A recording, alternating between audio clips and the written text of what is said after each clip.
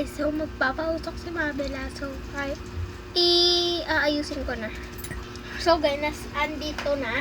So, guys, wait lang, guys. So, ilalagay na natin dito, guys. Ito.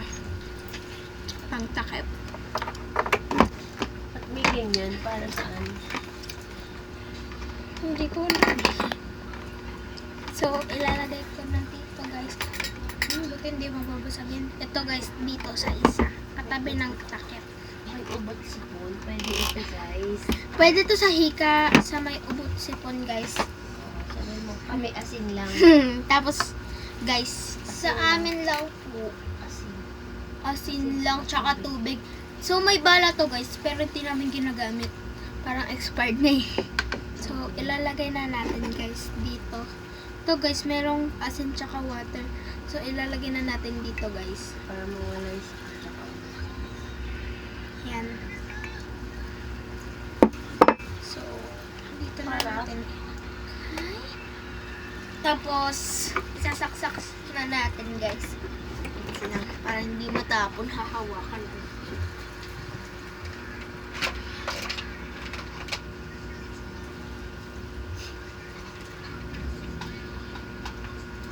So, ganito siya, guys. Oh. May usok na siya, guys. Ubot sipon lang kamo. So, ganon siya, guys. Ano ganun siya, guys?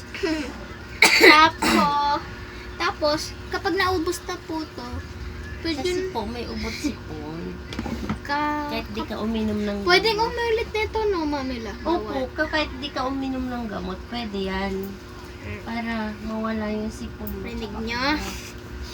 So, ganito siya, guys. Ganda. Buti may ganito si Kuya. Guys, panghika niya to dati, guys.